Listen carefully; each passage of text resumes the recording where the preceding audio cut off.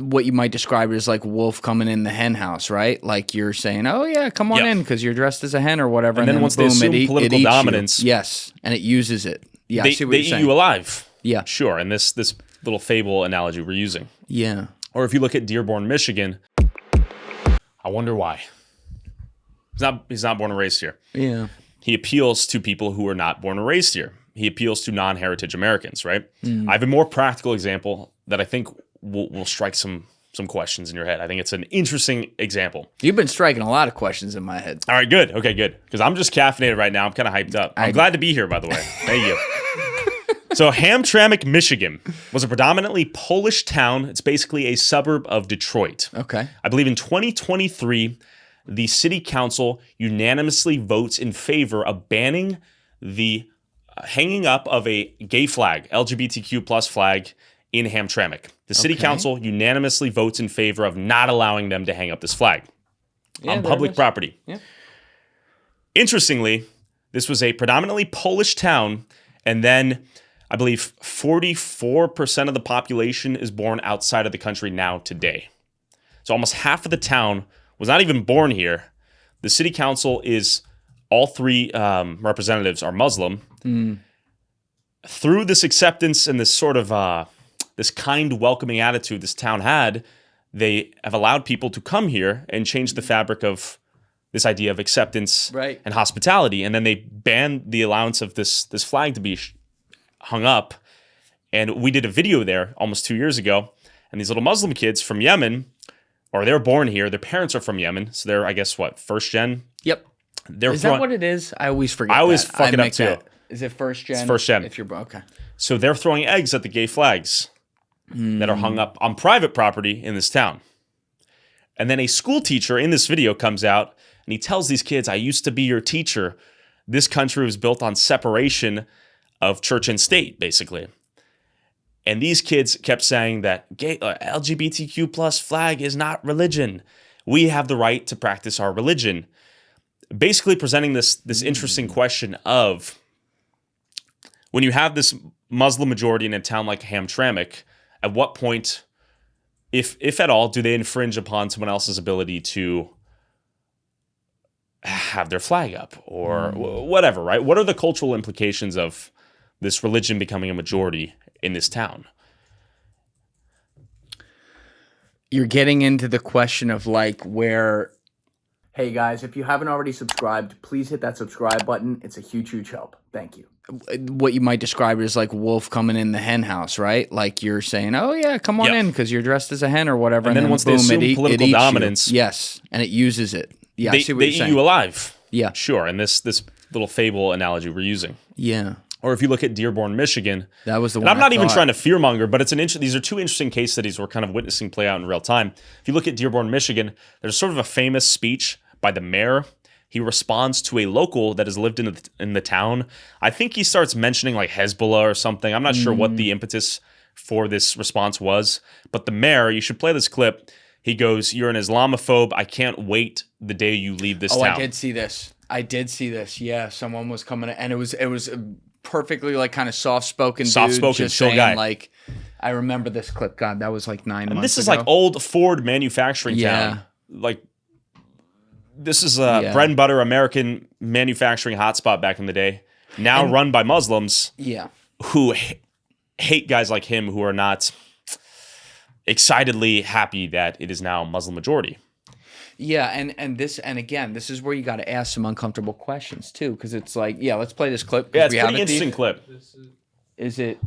This might be his earlier. Look up Dearborn Mayor. That's him addressing it after the fact. There's a speech clip somewhere. When he responded to it. I remember this though. I saw that. It's clip a good on clip. Twitter. Yeah, but in the meantime, while he's grabbing that, you should be able to practice your religion freely in America. That's part of what we're built on.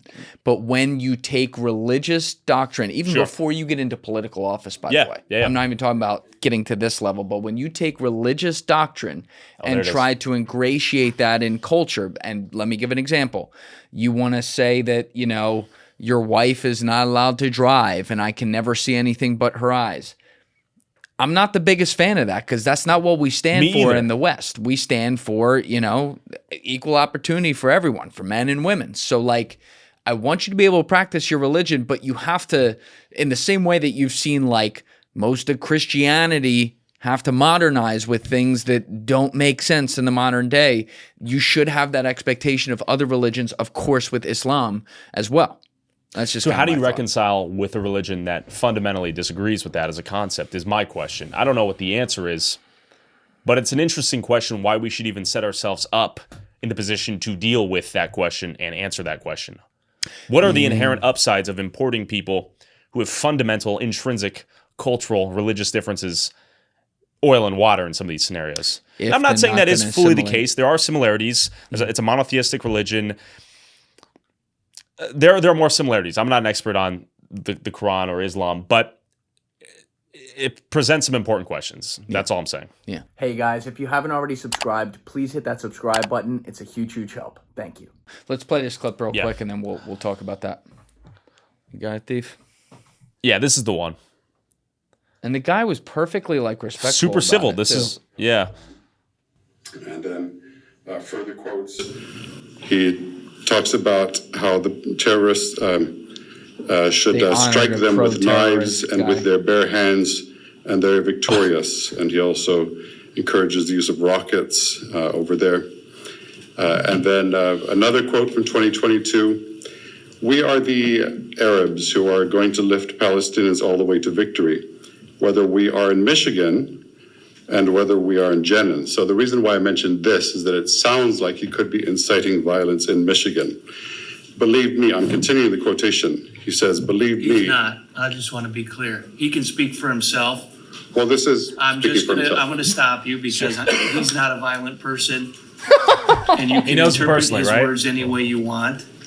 But I will guarantee you he is not intending to incite violence anywhere in the world. Well, He could defend himself if he were here, but sure. We're not going to allow personal attacks in our community. Okay, well, I'm just reading his words here. That's fine, but you're interpreting his words after you read them. He did not use the word violence, did he?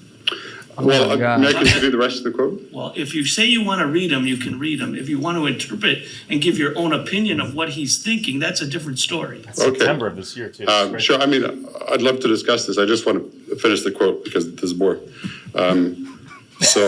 Okay, I'll continue. Whether we are in Michigan and whether we are in Jenin, believe me, everyone should fight within his means. They will fight with stones. Others will fight with guns. Others will fight with planes, drones, and rockets. Others will fight with their voices, and others will fight with their hands and say, free, free Palestine. So I just find it very concerning. Did my 3 minutes include other people's words that's as okay. well? There was some dialogue, but as the councilman indicated, and just we wanted to make sure you be careful when you're talking about incitement or riot. There's legal terminations for that. There's legal precedent for that, and that's what the councilman has indicated, that you're drawing a conclusion that you have the right to draw. Isn't there another guy, as I too, that's indicated, gonna the talk? sign Yeah, was the placed, mayor should speak at some from point. the He county in that roast the location, guy. so. Can we cut to Did you have that? anything else you'd like to? Yeah, it's an 8-minute clip. Let's speak on. Yeah, hit that hot spot, the hump. I think the there you only go. comment I'm going to make is not Mayor? Yes, there rebuttal it is.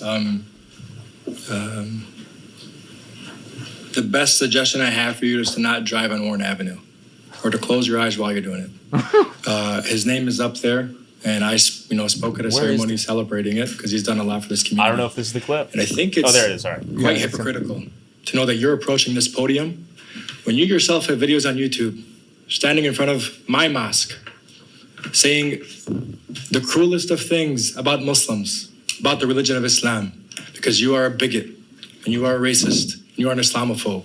And although you live here, I want you to know as mayor, you are not welcome here. And the day you move out of the city will be the day that I launch a parade celebrating the fact that you moved out of the city. Yeah. Because you are not somebody who believes in coexistence. Go ahead. Yeah, I mean, I don't know the actual context of this guy, his YouTube channel, the white guy who's speaking. Sorry. What's important, though, is we're literally importing ethnic conflicts in the Middle East to the United States and resolving them on our soil. We don't have to have this conversation. This should not be, in my opinion, a conversation we're solving. Why are we having this conversation on American soil?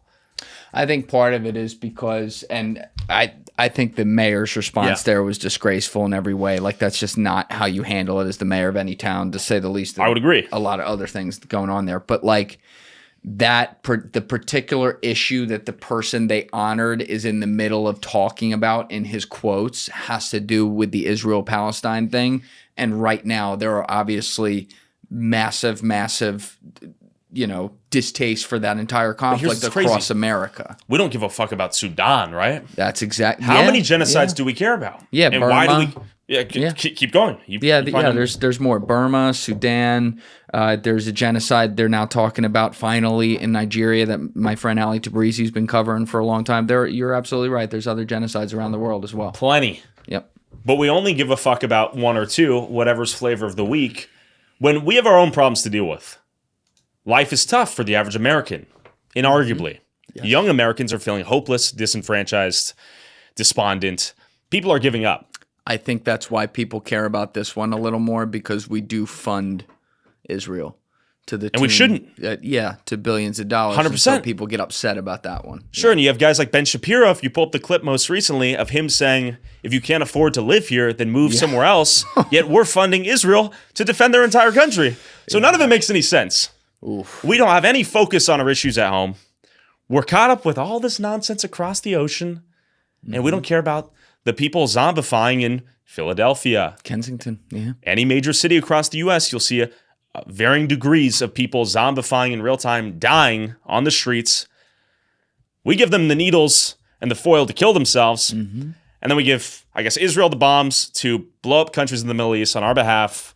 And then we import the refugees from the countries we nuke. We don't nuke them literally. You get my point. 100%. And then we have all these tribal conflicts to resolve on American soil. If you go to Minneapolis, Jacob Frey, the same mayor who kissed the golden casket of George Floyd, he won re-election against a Somalian in Minneapolis by outmaneuvering the Somalian because he aligned with the correct tribal, the correct Somalians in Minneapolis. He appealed to one side of the ancient tribal conflict that's happening over in Mogadishu. So he outmaneuvered the Somalian, and he won because he aligned himself with the correct Somalian tribes within the large Somalian voter base. Thank you guys for watching the episode. If you haven't already, please hit that subscribe button and smash that like button on the video. They're both a huge, huge help. And if you would like to follow me on Instagram and X, those links are in my description below.